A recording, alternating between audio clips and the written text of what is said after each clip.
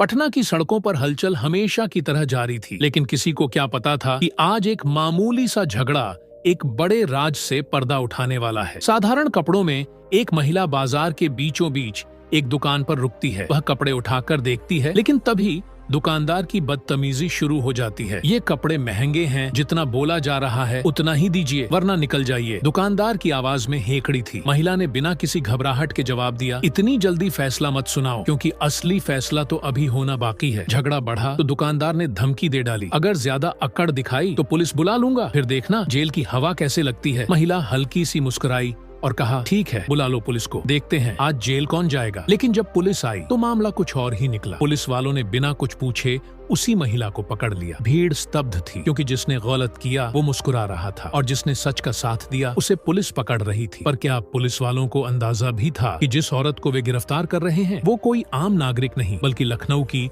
नई एसपी कविता वर्मा है? क्या यह सिर्फ एक दुकान का मामला था, या इसके पीछे एक गहरी साजिश थी? तैयार रहिए, क्योंकि यह कहानी आपको सोचने पर मजबूर कर देगी। जब खुद कानून के रखवाले ही गलत का साथ देने लगे, तब इंसाफ की लड़ाई कितनी मुश्किल हो जाती है। उत्तर प्रदेश के पटना शहर में एक नई एसपी साहिबा कविता वर्मा की नियुक्ति होती है। कविता वर्मा अपनी ईमानदारी के लिए बहुत प्रचलित थीं। जहां भी जाती अपने ईमानदार काम से सबका दिल जीत लेती और उनकी ईमानदारी के चर्चे चारों तरफ फैले रहते। उनकी पोस्टिंग के एक ही दिन बाद उनका छोटा भाई उनसे मिलने आता है। उसके भाई की शादी होने वाली थी और वह अपनी बहन को शादी में अपने साथ ले जाना चाहता था। एसपी साहिबा का पूरा परिवार अभी तक पटना में शिफ्ट नहीं हुआ था। कविता वर्मा अपने भाई को समझाने की कोशिश करती हैं, भाई कोई बात नहीं, तुम शादी कर लो, मैं बाद में किसी दिन आकर तुमसे मिल लूंगी। लेकिन उनका भाई कहता है, नहीं बहन, अगर आप शादी में नहीं आओगी तो मैं बिल्कुल भी शादी नहीं करूंगा। भाई बहन में बहुत प्यार था और इसी वजह से एसपी साहिबा अपनी व्यस्तता के बावजूद शादी में जाने के लिए राजी हो जाती है। वह अपने भाई से कहती है, ठीक है भाई, तुम चिंता मत करो, मैं जरूर तुम्हारी शादी में आऊंगी। ये सुनकर उनका भाई मान जाता है और शाम को अपने भाई से बात करने के बाद वह अपने घर चला जाता है। एसपी साहिबा ने कह दिया था, ठीक है, कल शाम को मैं तुम्हारे यहाँ आ जाऊंगी, तुम कोई चिंता मत करो। अगले दिन सुबह सुबह एसपी साहिबा उठकर शादी में जाने की तैयारी करने लगती है। वह सोचती है, मैं शादी में जा रही हूँ तो अच्छे कपड़े होने चाहिए। यही सोचकर वह अपनी पर्सनल गाड़ी लेती है और साधारण कपड़ों में बाजार में कपड़ों की खरीदारी करने निकल जाती है। पहले एसपी साहिबा कई बड़ी बड़ी दुकानों पर जाती हैं, लेकिन उन्हें कोई साड़ी पसंद नहीं आती। ऐसे ही घूमते घूमते वह एक और दुकान पर पहुंच जाती है, जिसका नाम था सुरेश साड़ी भंडार। वहां पहुंचकर वह साड़ियां देखने लगती है। घर से निकले हुए उन्हें 2-3 घंटे हो चुके थे, लेकिन अभी तक कोई साड़ी पसंद नहीं आई थी। अंत में सुरेश साड़ी भंडार में उन्हें एक साड़ी पसंद आती है। एसपी साहिबा उस दुकानदार से उस साड़ी का भाव करने लगती है। दुकानदार कहता है, मैडम, हमारी दुकान का एक ही रेट है, आपने बाहर बोर्ड पर देखा होगा। इस साड़ी का दाम 3,500 रुपए है। साहिबा साड़ी देख चुकी थी और कहती है, ठीक है, कोई बात नहीं। वह अपने पास से 3,500 रुपए निकाल कर दुकानदार को दे देती है। दुकानदार उन पैसों को गिनता है और गिनने के बाद उन्हें अपने पास रख लेता है। इसके बाद वह साड़ी को पैक करके एसपी मैडम को दे देता है। एसपी मैडम भी खुशी खुशी वहाँ से लौटने लगती हैं, क्योंकि उन्हें जो चाहिए था वह मिल गया था। दुकान से बाहर निकलने के बाद एसपी मैडम बाजार में और भी सामान खरीदने लगती है। जब वह दूसरी दुकान में खरीदारी कर रही थी, उसी दौरान उनका थैला जिसमें साड़ी रखी थी गिर जाता है और साड़ी बाहर निकल आती है। साड़ी को देखते ही एसपी मैडम को उसमें खासर नजर आता है। खासर का मतलब है कि कपड़े के अंदर बने धागों के गुच्छे, जो कपड़े की गुणवत्ता को खराब कर देते हैं। एसपी मैडम उसी दुकान में साड़ी को फैलाकर देखती हैं और पाती हैं कि साड़ी की कई जगहों पर खासर बने हुए हैं, जिससे उसकी खूबसूरती खराब हो गई है। इसके बाद एसपी मैडम उस दुकान से जो सामान खरीदना था उसे खरीदकर दोबारा सुरेश साड़ी भंडार पर पहुंच जाती है। वहां पहुंचकर वह दुकानदार को साड़ी दिखाती हैं और कहती हैं, यह साड़ी रख लो और मुझे कोई दूसरी साड़ी दे दो। दुकानदार थोड़ी अनिच्छा से नाक भौं सिकोड़ता है, लेकिन मजबूरी में दूसरी साड़ियां दिखाने लगता है। अब तक दुकानदार को नहीं पता था कि यह यहाँ की एसपी है और एसपी मैडम ने भी यह बात जाहिर नहीं की थी। इसके बाद एसपी मैडम काफी देर तक दुकान के अंदर साड़ियां ढूंढती रहती हैं, लेकिन एसपी मैडम को कोई भी साड़ी पसंद नहीं आती। जब उन्हें साड़ी पसंद नहीं आती तो वह दुकानदार से कहती हैं, अंकल जी, आपके यहाँ की कोई भी साड़ी मुझे पसंद नहीं आ रही। आप ऐसा करो, मुझे पैसे ही वापस दे दो, मैं किसी और दुकान से देख लूंगी। तभी दुकानदार पैसे लौटाने से मना कर देता है और दुकान में लगे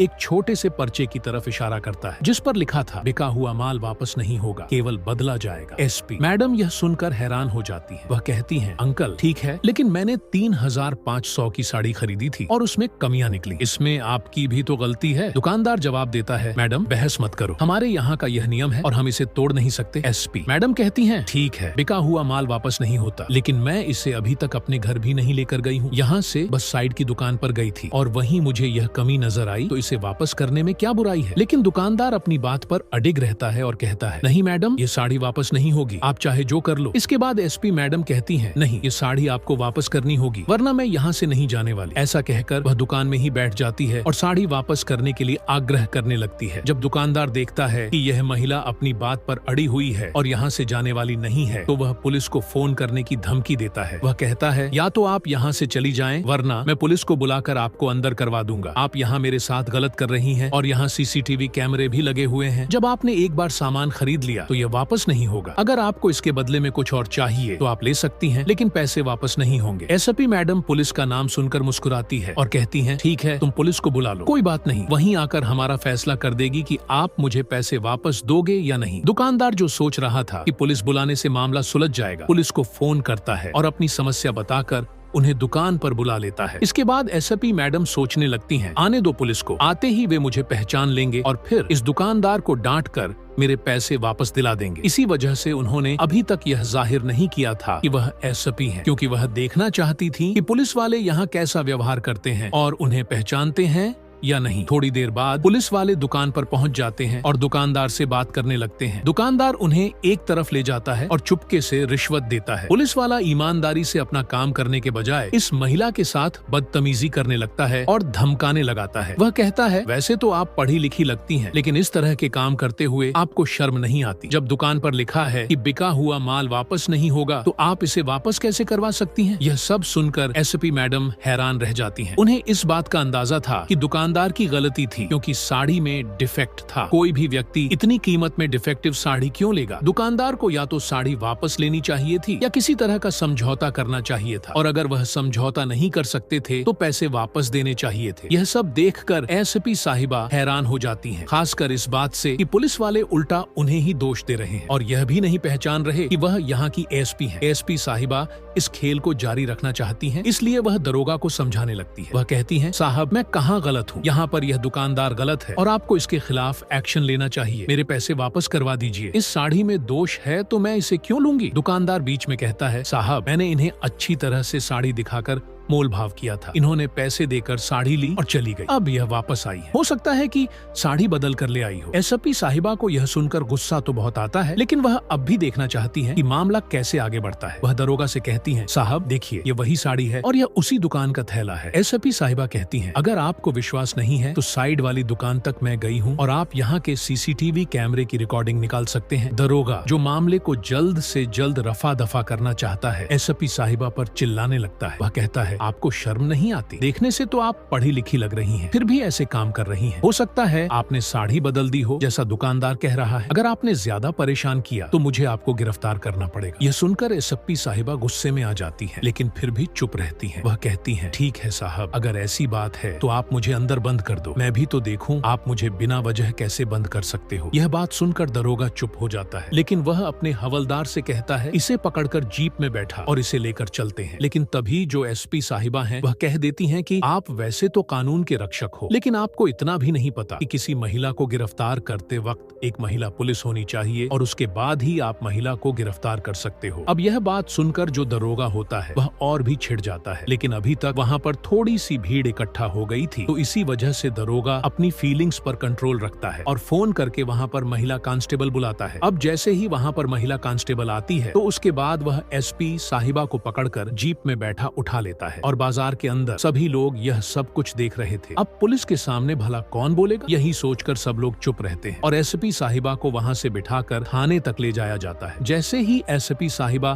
थाने में पहुंचती हैं, तो थाने के अंदर एक पुलिस वाला था जो एसपी मैडम को अच्छी तरह से जाना पहचाना करता था, क्योंकि कुछ दिनों पहले एसपी साहिबा के यहाँ पर ही उनकी और एसपी साहिबा की ईमानदारी के लिए वह वहां पर पूरी तरह से चर्चित थी। तो जैसे वह स्टार्टिंग में गया था तो उस टाइम पर उसे नहीं पता था, लेकिन धीरे धीरे वह एसपी साहिबा को अच्छी तरह से जान पहचान गया था। और जैसे ही वह एसपी साहिबा को थाने के अंदर आता हुआ देखता है कि पुलिस वाले उन्हें पकड़ कर ला रहे हैं, तो एकदम से बड़ा ही हैरान हो जाता है। वह आकर दरोगा को समझाने लगता है। कहता है कि साहब, आपने बहुत बड़ी गलती कर दी है और इस गलती के लिए आपको बहुत कुछ पछताना पड़ेगा। लेकिन तभी जो एसपी साहिबा होती हैं, वह उस पुलिस वाले को देखकर समझ जाती हैं कि उसे जान चुका है, तो वह एकदम से उसे चुप रहने का आंखों ही आंखों में इशारा कर देती है और पुलिस वाला भी समझ जाता है। इतनी ही देर में दरोगा कहने लगता है कि गलत क्या किया। यह हमें चैलेंज कर रही थी कि कानून ने हमसे अच्छी तरह से जानती है, तो इसी वजह से इसको उठा ले आए हैं। एक रात हवालात की हवा खाएगी तो इसे पता चल जाएगा कि कायदा कानून क्या होता है। ऐसा कहकर एसपी मैडम को उन्होंने अंदर बंद कर दिया था। एसपी मैडम अंदर से दरोगा को तरह तरह के कानूनी काम बताते हुए कहने लगती हैं, तुमने यह गलत किया है। रात के समय तो तुम मुझे यहाँ पर रख ही नहीं सकते, फिर मैं एक रात हवालात की हवा कैसे खा सकती हूँ। यह सब सुनकर दरोगा का गुस्सा और भी बढ़ जाता है और वह चिल्लाकर कहता है, या तो तू चुप हो जा, वरना मैं कुछ महिला कांस्टेबल को भेजकर तेरी अच्छी तरह से पिटाई करवा दूंगा। एसपी साहिबा इससे भी आगे बढ़कर उसे जवाब देती है, ऐसे भला कैसे तुम कर सकते हो? अगर हिम्मत है तो करके दिखाओ। अब दरोगा का गुस्सा 7वें आसमान पर होता है। इस समय एक पुलिस वाला जो एसपी साहिबा को पहचानता था, यह सब देख रहा था। दरोगा गुस्से में आकर महिला कांस्टेबल को आदेश देता है, इसे अच्छे से सबक सिखा दो। जैसे ही महिला कांस्टेबल लॉकअप के अंदर जाने लगती है, एसपी साहिबा उन्हें रोक देती है और कहती है, खबरदार, अगर एक कदम भी आगे बढ़ाया। इसके बाद वह अपना आई कार्ड जान चुका है, तो वह एकदम से उसे चुप रहने का आंखों ही आंखों में इशारा कर देती है और पुलिस वाला भी समझ जाता है। इतनी ही देर में दरोगा कहने लगता है कि गलत क्या किया है। यह हमें चैलेंज कर रही थी कि कानून ने हमसे अच्छी तरह से जानती है, तो इसी वजह से इसको उठा ले आए हैं। एक रात हवालात की हवा खाएगी तो इसे पता चल जाएगा कि कायदा कानून क्या होता है। ऐसा कहकर एसपी मैडम को उन्होंने अंदर बंद कर दिया था। एसपी मैडम अंदर से दरोगा को तरह तरह के कानूनी काम बताते हुए कहने लगती हैं, तुमने यह गलत किया है। रात के समय तो तुम मुझे यहाँ पर रख ही नहीं सकते, फिर मैं एक रात हवालात की हवा कैसे खा सकती हूँ। ये सब सुनकर दरोगा का गुस्सा और भी बढ़ जाता है और वह चिल्लाकर कहता है, या तो तू चुप हो जा, वरना मैं कुछ महिला कांस्टेबल को भेजकर तेरी अच्छी तरह से पिटाई करवा दूंगा। एसपी साहिबा इससे भी आगे बढ़कर उसे जवाब देती है, ऐसे भला कैसे तुम कर सकते हो? अगर हिम्मत है तो करके दिखाओ। अब दरोगा का गुस्सा 7वें आसमान पर होता है। इस समय एक पुलिस वाला जो एसपी साहिबा को पहचानता था, यह सब देख रहा था। दरोगा गुस्से में आकर महिला कांस्टेबल को आदेश देता है, इसे अच्छे से सबक सिखा दो। जैसे ही महिला कांस्टेबल लॉकअप के अंदर जाने लगती है, एसपी साहिबा उन्हें रोक देती है और कहती है, खबरदार, अगर एक कदम भी आगे बढ़ाया। इसके बाद वह अपना आई कार्ड निकालकर महिला कांस्टेबल्स के सामने लटका देती है। जैसे ही महिला कांस्टेबल आई कार्ड देखती है, वे पूरी तरह से हैरान हो जाती है और जोरदार सल्यूट एसपी साहिबा को मारती हैं। यह सब देखकर दरोगा पूरी तरह से कंफ्यूज हो जाता है। जब लॉकअप का दरवाजा खुलता है तो एसपी साहिबा, जिसे अब तक मुजरिम समझा जा रहा था, उस लॉकअप से बाहर आ जाती है। बाहर आने के बाद वह दरोगा को धमकाना शुरू कर देती है। दरोगा को जब यह देखता है कि महिला कांस्टेबल ने उसे सल्यूट किया और अब वह एसपी साहिबा उसे धमका रही है, तो उसे समझ में आ जाता है कि हो सकता है यह इस जिले की नई एसपी साहिबा हो, जिसके कारण वह ऐसा कर रही हैं। तभी जो पुलिस वाला एसपी साहिबा को पहले से जानता था, वह सबको एसपी साहिबा के बारे में बताता है और कहता है कि वह कितनी ईमानदार और कर्तव्यनिष्ठ अधिकारी है। एसपी साहिबा की बात सुनकर थाने के अंदर जितने भी पुलिस वाले एसपी साहिबा को अब तक नहीं पहचान रहे थे, वे सभी एकदम से उन्हें सल्यूट मारते हैं। दरोगा जो अब तक सब कुछ देख रहा था, उसकी पतलून गीली हो जाती है और वह परेशान होकर एसपी साहिबा के पैर पकड़कर माफी मांगने लगता है। वह कहता है, मैडम, मुझे माफ कर दो, मुझसे बहुत बड़ी गलती हो गई है और आगे से ऐसा कुछ नहीं होगा। लेकिन एसपी साहिबा उसे उठाती हैं और कहती हैं, नहीं, आपने गलती नहीं की है, आपने पूरी ईमानदारी से अपना काम किया है। मैंने वह भी देखा था जब उस दुकानदार ने आपकी जेब में सामान डालने की कोशिश की थी। आपने ईमानदारी से काम किया, इसीलिए आपको माफी मांगने की जरूरत नहीं है। तुम बहुत ही ईमानदार हो, लेकिन तुम्हारी ईमानदारी रिश्वतखोरी के प्रति है, न कि सरकार के प्रति। ये सुनकर वह पुलिस वाला और भी ज्यादा शर्मिंदगी महसूस करता है और माफी मांगने लगता है। एसपी साहिबा कहती हैं, यह कोई गलती नहीं थी, तुमने गुनाह किया है और इस गुनाह की सजा तुम्हें जरूर मिलेगी। फिर एसपी साहिबा फोन मिलाती हैं और उच्च अधिकारियों को बुलाती हैं। उन्हें बुलाने के बाद वह दरोगा की सारी करतूत बताती हैं और कहती हैं, फौरन से फौरन इस पर कार्रवाई होनी चाहिए। लेकिन तभी उच्च अधिकारी कहते हैं, मैडम, इनको छोड़िएगा मत। उच्च अधिकारी की बात सुनकर एसपी साहिबा थोड़ी देर के लिए सोच विचार करती हैं। फिर अचानक उन्हें याद आता है उस दुकान में लगे सीसीटीवी कैमरों का जिक्र, जो दुकानदार ने एसपी साहिबा को धमकी देते हुए कहा था। उसने कहा था, इस दुकान में सीसीटीवी कैमरे लगे हैं और तुम्हारी हरकतें पुलिस वालों को मिल जाएंगी। एसपी साहिबा को यह मौका मिल जाता है और वह तुरंत उस पुलिस वाले के साथ दुकान पर जाती है। वहां वह दुकान के मालिक से सीसीटीवी फुटेज की मांग करती है। सबसे पहले एसपी साहिबा अपना आई कार्ड दिखाती हैं और पुलिस वाले का परिचय दुकानदार को देती है। जैसे ही दुकानदार यह सुनता है, वह थर थर कांपने लगता है और हाथ जोड़कर माफी मांगने लगता है। दुकानदार हाथ जोड़कर कहता है, मैडम मुझे माफ कर दो, मुझसे बहुत बड़ी गलती हो गई है और मैं तो कुछ और ही समझ रहा था। अभी तक कुछ लोग वहाँ बैठे हुए थे जिन्होंने यह सब होते हुए देखा था और वह यह सब देखकर बड़े हैरान हो जाते हैं कि जिस पुलिस वाले ने आज गलत किया है और पुलिस से पकड़वाया है वह पुलिस की ही बहुत बड़ी अधिकारी है। इसके बाद वह लोग इस बात को चारों तरफ फैला देते हैं। महिला एसपी उस दुकान से सीसीटीवी की रिकॉर्डिंग लेने के लिए कहने लगती है। दुकानदार उन्हें सीसीटीवी की रिकॉर्डिंग दे देता है और इसके बाद हाथ जोड़कर उनसे माफी मांगता है। कहता है, मैडम मुझे माफ कर देना, मुझसे बहुत बड़ी गलती हो गई है, आगे से ऐसा कुछ भी आपको देखने को नहीं मिलेगा। उसी पर्चे पर जो लिखा हुआ था कि बिका हुआ माल वापस नहीं होता, वह दुकानदार फौरन उस पर्चे को फाड़ देता है और एसपी साहिबा के पैरों को पकड़ने लगता है। लेकिन तभी एसपी साहिबा उन्हें खड़ा करती है और सभी लोगों के सामने कहती है, देखो अंकल, आपकी उम्र काफी ज्यादा है और आप मेरे पैर पकड़ते हुए अच्छे नहीं लग रहे। हाँ, आपने जो गलती की है ऐसी गलती अब किसी के साथ मत करना, क्योंकि यहाँ पर जो भी आपके पास आता है वह ग्राहक होता है और ग्राहक भगवान का रूप होता है, तो उनके साथ ऐसा ही व्यवहार करें। आज के बाद कभी भी मत करना और आपकी दुकान की अगर कोई भी शिकायत मैंने सुन ली तो फिर मैं आप पर कड़ी से कड़ी कार्रवाई करूंगी और आपको कोई भी नहीं बचा पाएगा। ऐसा कहकर एसपी साहिबा उन्हें वार्निंग देती है और वार्निंग देने के बाद उस सबूत को लेकर वहाँ से दोबारा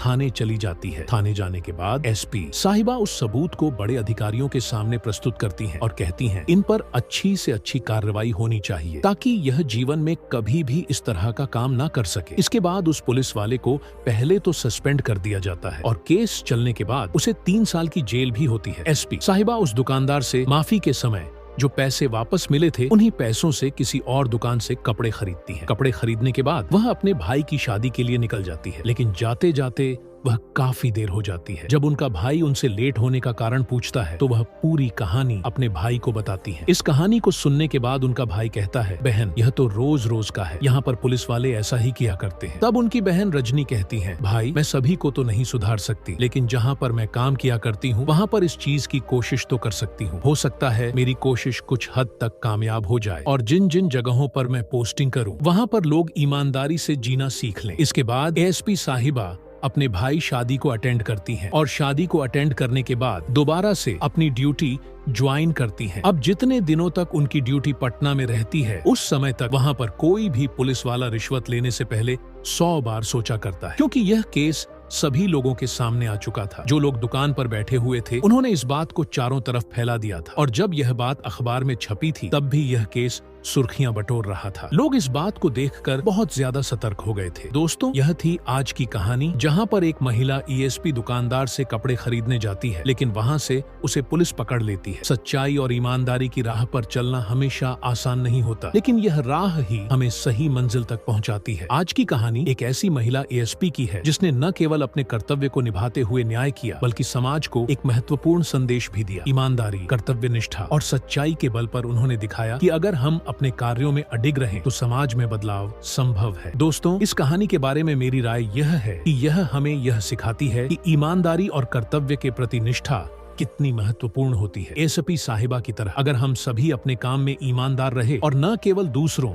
बल्कि खुद से भी न्याय करें तो समाज में बदलाव लाया जा सकता है। ये कहानी यह भी बताती है कि एक व्यक्ति अकेले भी बदलाव ला सकता है अगर वह दृढ़ निश्चय और ईमानदारी से काम करता है। दोस्तों, कोई भी व्यक्ति चाहे वह किसी भी पद पर क्यों ना हो, अगर वह अपने कर्तव्यों के प्रति निष्ठावान हो तो वह अकेले ही बड़े परिवर्तन ला सकता है। एएसपी रजनी की तरह अगर हम सभी अपने जीवन में ईमानदारी और सच्चाई को अपनाएं तो हम न केवल खुद को बेहतर बना सकते हैं बल्कि अपने आसपास के समाज में भी सकारात्मक बदलाव ला सकते हैं। कि हमें अपने कार्यों में सच्चाई और ईमानदारी से कभी समझौता नहीं करना चाहिए और इस तरह की कठिनाइयों से सीख लेकर अपनी राह को और बेहतर बनाना चाहिए। हमारे चैनल ट्रुथ लव का उद्देश्य न केवल आपका मनोरंजन करना है बल्कि आपको जीवन से जुड़े महत्वपूर्ण सबक भी सिखाना है जो आपके जीवन में सकारात्मक बदलाव ला सकते हैं। जहाँ भी रहिए सचेत, जागरूक और सुरक्षित रहिए। हमें अपना समय देने के लिए आपका बहुत बहुत धन्यवाद। तो आइए इस कहानी से प्रेरणा लेते हुए हम सब अपने अपने क्षेत्र में सच्चाई और ईमानदारी को अपनाएं। वीडियो को ज्यादा से ज्यादा लोगों तक शेयर करें। धन्यवाद।